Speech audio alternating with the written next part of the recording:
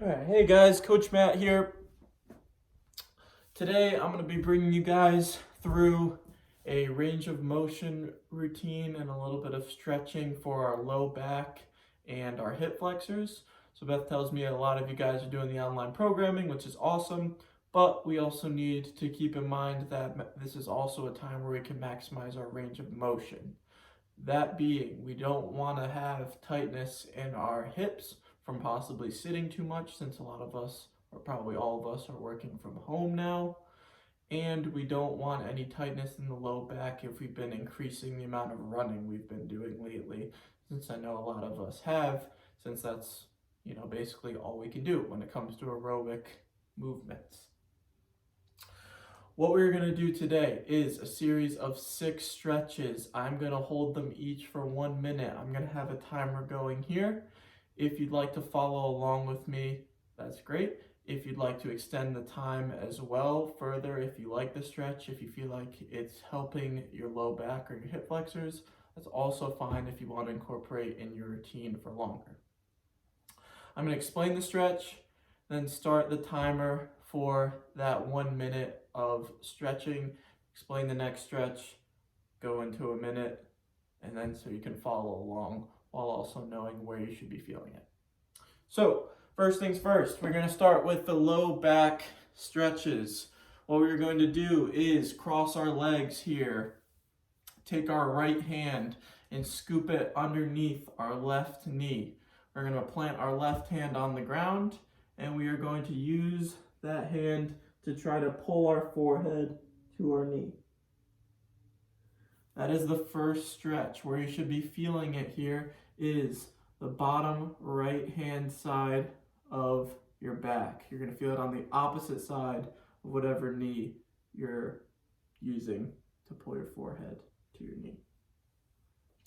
So I'm going to go ahead and start this stretch, guys. I'm going to go through it for 1 minute. If you would like to scale up, you can not use your hand and bring your forehead to your knee, or you can take your foot out from underneath your crisscross position so your knee now lowers a little bit, and now try to bring your forehead to your knee. All right, so 1 minute here.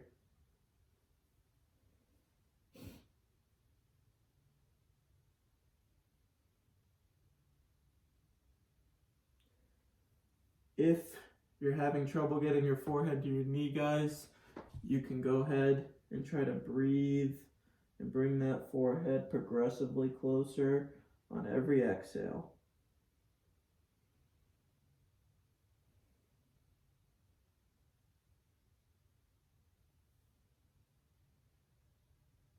Remember, you should be feeling it low right hand side of your back.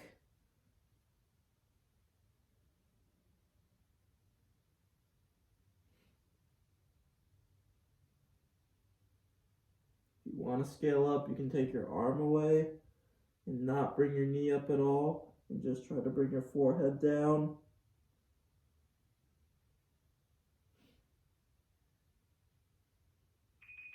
All right. So that was 1 minute on our left knee. We are now going to go through 1 minute on the opposite side. Scooping my left hand underneath my right knee, bring my forehead to my knee. If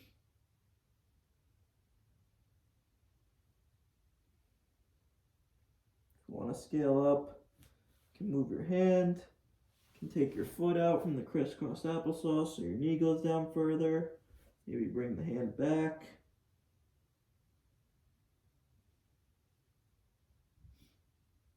Try to get that forehead to the knee. If you can't get there, remember, breathe on the exhale. Try to get a little bit closer.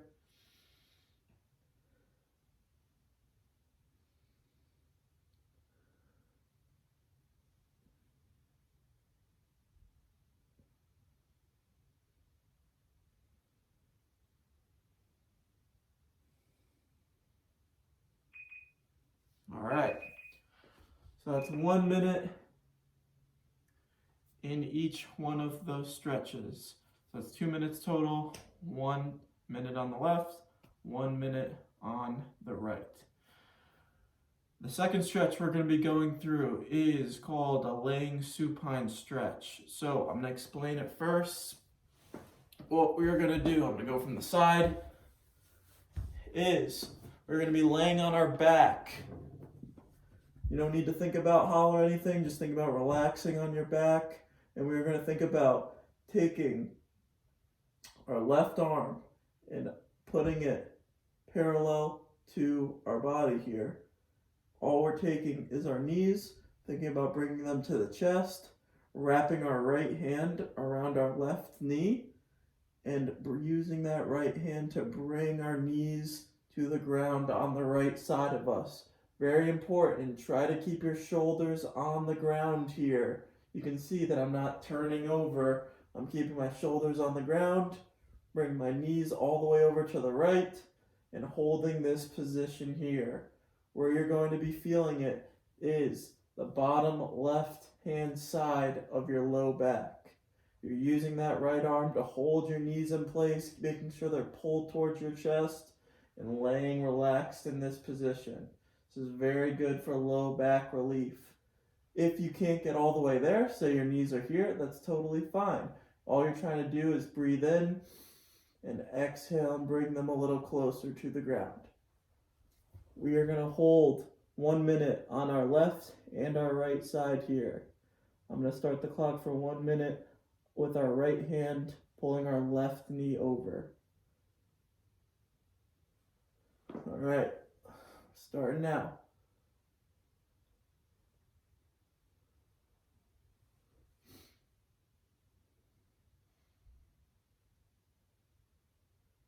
Remember, you should be feeling in the bottom left hand side of your back.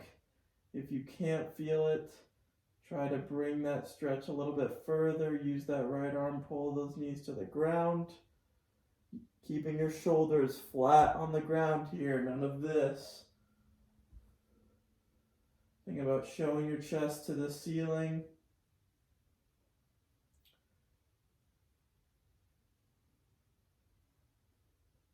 Got 15 seconds left. Bringing those knees to the chest.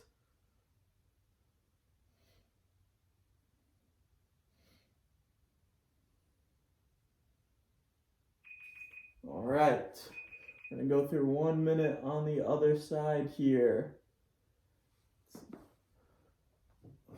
Right arm out to the side, left hand wrapping around the right knee, bringing those knees over and to the ground, keeping our shoulders flat on the ground. 45 seconds.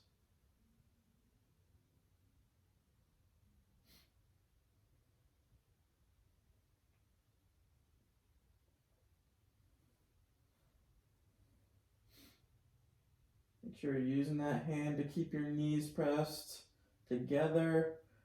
Your right hand should be firmly planted on the ground, showing your chest to the ceiling.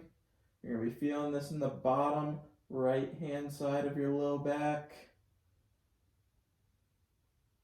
It's a very good stretch for your bottom portion of your spine, the lumbar spine. All right, let's bring the knees back to center, and we are done with that stretch. So, 2 stretches down here for the low back. We're going to go into a third, which is the hybrid of the first stretch that I went over. We were wrapping our hand underneath our knee. So we're going to get back in that crisscross position. And what we're going to do here is either wrap our hands underneath both of our knees, both hands underneath both knees, or both hands in front of both knees. All we are trying to do here is use our hands to now try to pull our forehead to the ground in front of us. This is a hybrid of both stretches we went over earlier because we're now using both hands as leverage, trying to bring our forehead to whatever surface is in front of us. We're going to go through 1 minute here. It's our last low back stretch. All right, we are going. the front feels better, you can do that as well.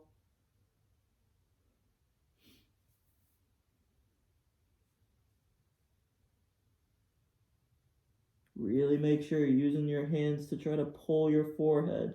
Don't just sit here relaxed. You're trying to create leverage. Slowly getting closer and closer to the ground.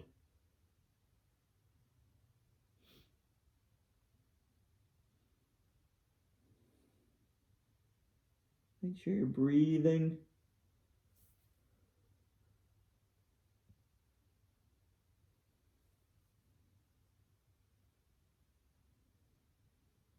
About 15 seconds.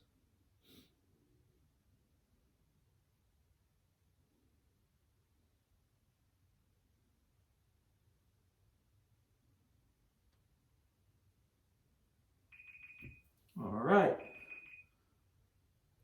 So, 3 stretches for the low back there. If you guys like those stretches and you feel like they're helpful, you can always text me or Beth, and I have a bunch more. She has a bunch more that we can give you if you've been feeling that tightness again from an increase in running.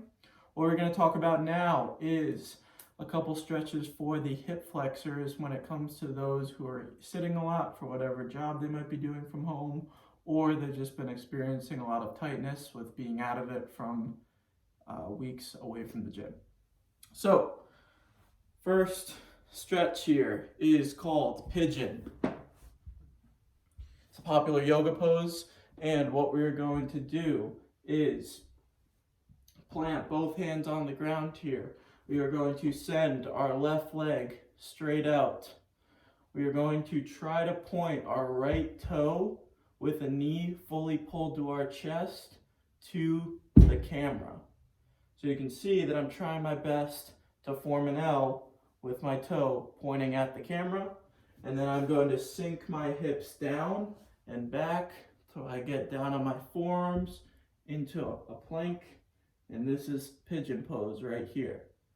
My goal here is to try to bring my hip to my heel. If I can get my hip to my heel, then you can try and progressively bring that toe to point more and more to right angle. Where you're going to be feeling this is your right hip flexor and your IT band. Your IT band runs right along the middle portion of the outer side of your leg. So it's almost going to feel like it's in the middle of your quad and your hamstring. So we're going to hold this for 1 minute. Pigeon pose.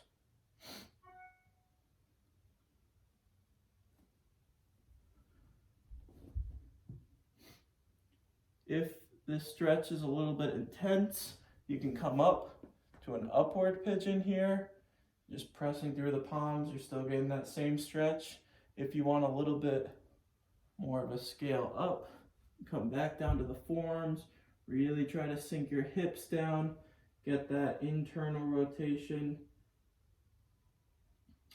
external rotation. You're gonna feel like your hip is turning out. We're holding for a minute here. Got 20 seconds left.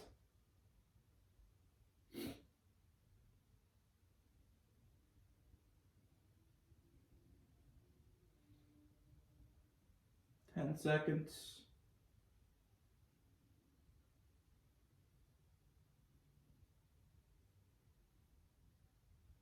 Good. So remember, come out of this stretch slowly. And we are going to switch to the other side. We are going in 3, 2, 1. Going right leg straight out, left toe pointed at the camera, sinking down to those forearms and holding. Trying to bring those hips to the heel. You'll be feeling it on the outer portion of your quad. Possibly your hip flexors are going to feel like they're turning out. That's totally fine. We need that external rotation. If we need to scale up, you can come to that upward pigeon here. Going full pigeon, going down to our forearms. Got 15 seconds.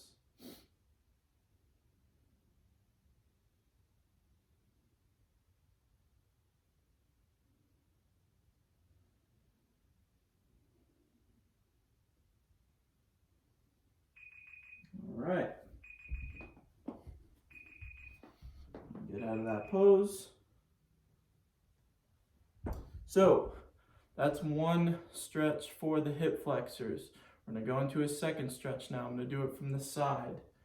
What we're going to be doing here is, ignore that my head is now out of the frame, we're going to be going into a shortened lunge here. With this shortened lunge, all we're thinking about is 90-degree angle with our leg. We are taking our left hand and grasping on to the laces of our right foot, using that right hand to grab the outer portion of the left knee, and then we are pulling our foot to our butt. This is the stretch right here. All we should be feeling here is an extension of the quad. The quad runs throughout the entire leg, all the way up to the hip flexor. So we need these to be loose in order to have proper range of motion. Okay, so you can see all I'm trying to do, here's my foot when it's relaxed, here's my foot when I'm pulling it towards my butt. We're going to go for 1 minute on each side.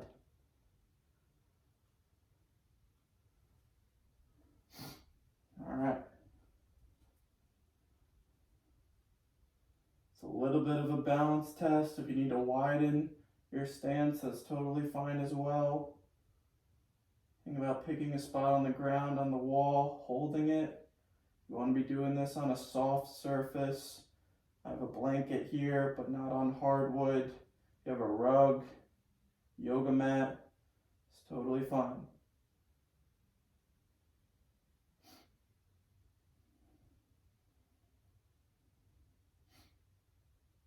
Got 20 seconds left.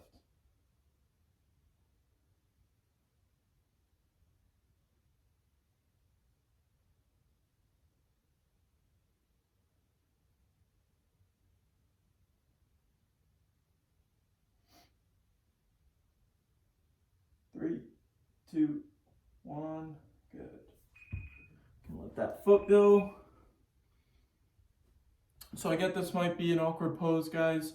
If it hurts possibly your kneecaps or your knees, if they can't handle that pressure on the ground, I'm gonna go over a stretch in a second that is not gonna be as intense on the knees and can substitute for a longer amount of time than if you can't get in this position. So we're going to go over a minute and with our left knee forward, starting now. Go left knee forward, right hand on, we're going right leg forward, left knee up, and left hand around the right knee. Trying to pull that heel to the butt.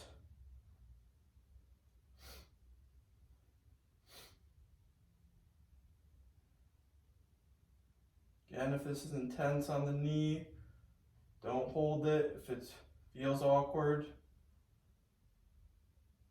you want to be doing this on a very soft surface, like a rug or a very soft yoga mat.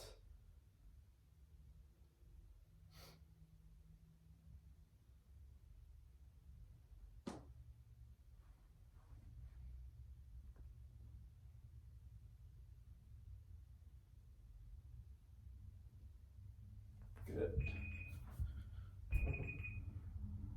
So you can see there, guys, that side's a little bit more difficult for me, so my leg wasn't quite at a right angle because I needed it a little bit more for balance. That's totally fine if it's not at a right angle, but just know we're working towards that right angle that I did on the previous stretch before that one. All right, lastly, we're gonna go through a stretch called saddle. So what saddle is, all I'm doing is thinking about, here are my feet, big toes touching, sitting back on the heels, and sitting directly on the ankles. This is a stretch in and of itself. If you are already feeling your quads extending right now, this is totally fine to stay in this position. If your ankles feel like they're stretching very aggressively, just feel like you can sit right up and relax the stretch both on your quads and on your ankles, and then progressively work your way back down. If this doesn't feel like enough, what we are trying to do here to get to the hip flexors is now plant our hands and lean back. You are now stretching quad, ankle, hip flexor, and a little bit of shoulder external rotation. We're going to hold this for 1 minute. This is optional if you'd like to go longer than 1 minute here. It's a great stretch for your quads, for your ankles. Need that ankle extension and also extension of the quad to make sure it's not really tight in our squatting or in our wall balls or thrusters. So 1 minute here. This is the one out of everything where a lot of people tend to go for 2 minutes, 3 minutes, even 4 minutes. If you'd like to scale down, you can release that tension off your ankles, off your quads. Come forward for a second, shake out your arms, then slowly lean back. If you'd like to scale up, we can lean back and hold this stretch. Getting that good stretch along your quad, hip flexor, ankle. If anybody can lay down on the ground, that's very impressive. That is the ultimate goal here. I definitely cannot do that.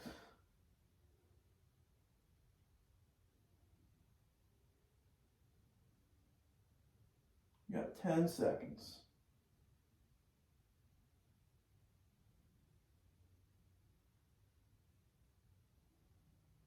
3, 2, 1, good.